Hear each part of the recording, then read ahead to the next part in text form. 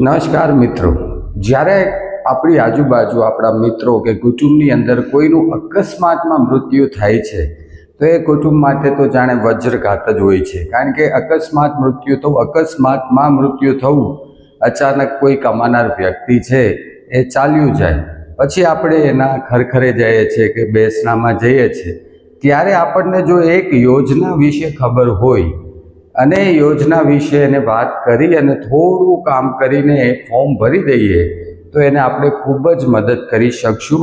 એ વ્યક્તિને આપણે 2 લાખ રૂપિયા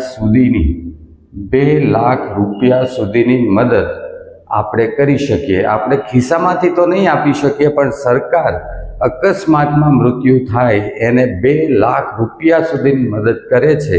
એની જાણકારી જો આપણને હોય અને આપણે એને કહીએ, કામ બહુ નાનું હોય છે, એક જ તે 2-4 ફોર્મ ભરવાના હોય છે, તો આપણે એને 2 લાખ, હવે 2 લાખ એટલે ખૂબ મોટી મદદ એ સમયે થઈ શકે. તો ચાલો જાણીએ કે સરકાર અકસ્માતમાં મૃત્યુ માટે 2 લાખ રૂપિયા કેવી રીતના આપે છે, કોને આપે છે, ક્યાં ફોર્મ ભરવું, કયા ડોક્યુમેન્ટ્સ જોશે અને ક્યાં મોકલવાનું રહેશે. આ ખૂબ જ ઇમ્પોર્ટન્ટ છે.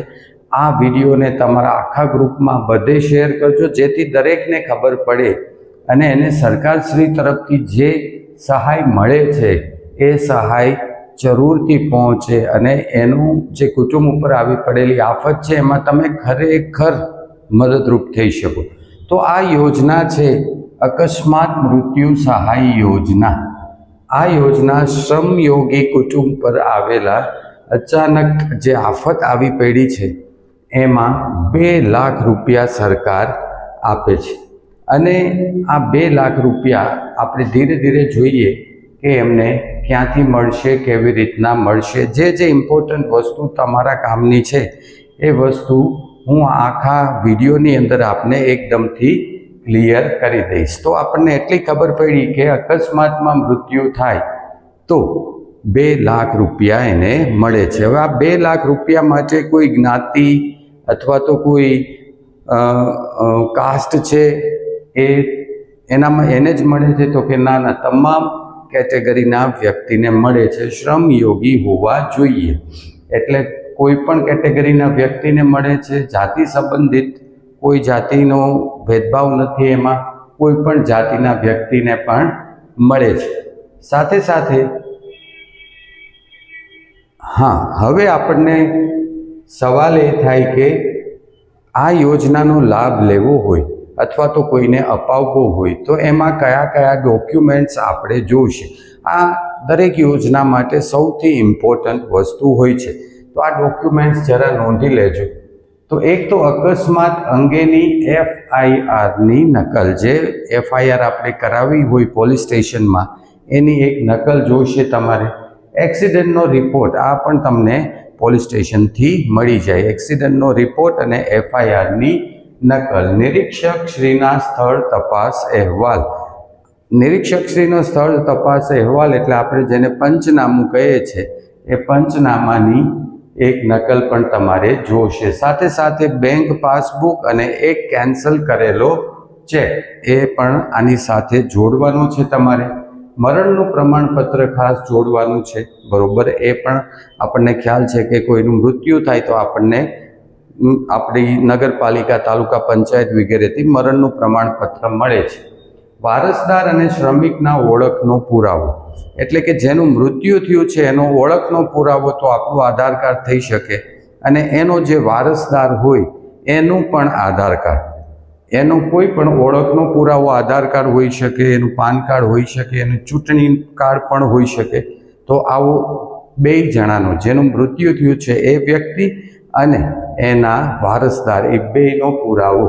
સાથે સાથે આધાર કાર્ડ, હમણાં જ આપણે વાત કરી તો આધાર કાર્ડ જોડવાનું રહેશે. ઓળખપત્રની અંદર મેં કીધું એમ ચૂંટણી કાર્ડ હોઈ શકે. પ્રથમ વારસદાર અંગેનો પુરાવો એટલે કે આ ભાઈ, એમનો દીકરો છે, દીકરી છે, એનો પુરાવો. એક બોનાફાઇડ સર્ટિફિકેટ તમારે જોડવાનું રહેશે. સાથે સાથે રેશન કાર્ડ અને છેલ્લે એક સોગંદનામું. આટલા ડોક્યુમેન્ટ તમારે જોડવાના રહેશે. આટલા ડોક્યુમેન્ટ જોડી અને આ ફોર્મ ભરી દો તો 2 લાખ રૂપિયા સુધી એ કુટુંબને મળવા પાત્ર છે. તો હવે આપણને સવાલ એ થાય કે ફોર્મ ક્યાંથી મળશે અને ક્યાં ભરવું. તો એપ્લિકેશન ફોર્મની વિગતો જોઈએ તો ખાસ આ એક નોંધી લેજો વેબસાઇટ છે.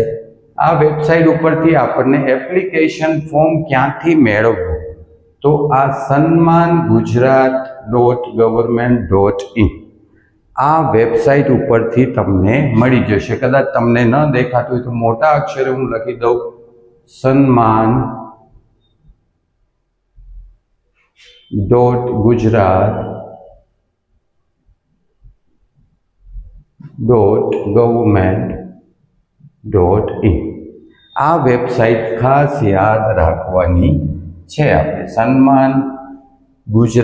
sanman.gujarat.government.in આ વેબસાઇટ ઉપરથી તમને ફોર્મ મળશે અને આ જ વેબસાઇટ ઉપર તમામ આધાર પુરાવા સાથે આપણે ફોર્મ કોને મોકલવાનું છે તો કે સીધું વેબસાઇટ ઉપર જ સબમિટ કરી દેવાનું છે. પછી તમારું આ ક્યાં પહોંચ્યું, શું થયું એની માહિતી પણ તમને વેબસાઇટ ઉપરથી મળી રહેશે. તો ખાસ કરીને આ વેબસાઇટ નોંધી લો. મેં કીધું એટલા આધાર પુરાવાઓ છે, એટલા ડોક્યુમેન્ટ્સ ભેગા કરાવી દો અને મોકલી દો. 2 લાખ રૂપિયા સુધીનું એ કુટુંબને એ સમયે એનાથી મોટી મદદ આપણે કોઈ પણ ન કરી શકીએ. માત્ર ને માત્ર જાણકારીના અભાવે કેટલા લોકો છે એ આ લાભ ચૂકી જતા હોય છે. સરકાર તો ઘણું કરે છે લોકો માટે, પરંતુ આપને અને મને જાણકારી નથી કે કેવી રીતના કરવું, ક્યાંથી કરવું, શું ડોક્યુમેન્ટ્સ જોઈએ. એના માટે આપણે સરકારી લાભ લઈ શકતા નથી. તો આ ચેનલ ઉપર સતત ને સતત આપને આ જ ઇન્ફોર્મેશન આપવામાં આવે છે કે કેવી રીતના તમે તમામ યોજનાઓનો લાભ લઈ શકો. સરકાર પુષ્કળ આપે છે, અનબિલિવેબલ આપે છે. તો ચેનલને સબસ્ક્રાઈબ જરૂર કરી લેજો, ફોલો કરજો, ફોરવર્ડ કરજો. વિડીયો ગમ્યો હોય તો લાઈક શેર જરૂરથી કરજો અને આ વિડીયો તો ખાસ બધાને મોકલજો, કારણ કે આ જ છે સાચી શ્રદ્ધાંજલિ કોઈકને. Thank you.